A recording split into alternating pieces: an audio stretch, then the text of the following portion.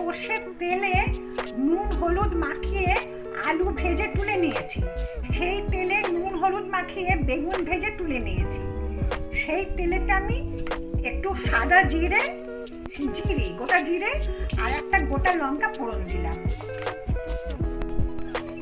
মুগ ডাল 8 ঘন্টা আগে ভিজিয়ে রেখেছিলাম, সেই মুগ ডালটা এতে দিয়ে দিলাম। একটু নুন দিলাম।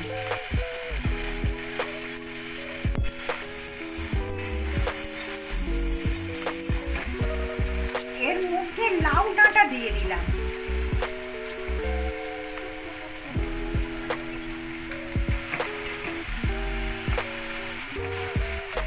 এতে একটু হলুদ দিয়ে দিলাম। ডাঁটাগুলো নরম হয়ে গেছে, এর মধ্যে আমি ভাজা বেগুনগুলো দিয়ে দিলাম, ভাজা আলুগুলো দিয়ে দিলাম।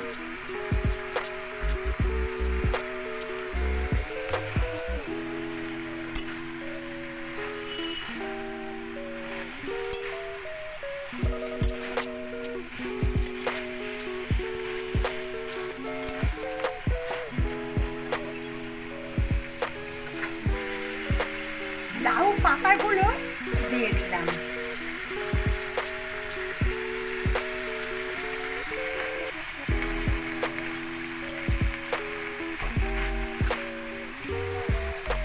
এতে একটু আটা গোলা জল দিয়ে দিলাম।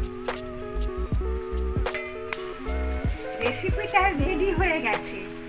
আমি মিষ্টি দিলাম না, যারা মিষ্টি পছন্দ করেন তারা স্বাদ মতো দেবেন। আপনারা প্লিজ ট্রাই করবেন, আমার পাশে থাকবেন। নমস্কার।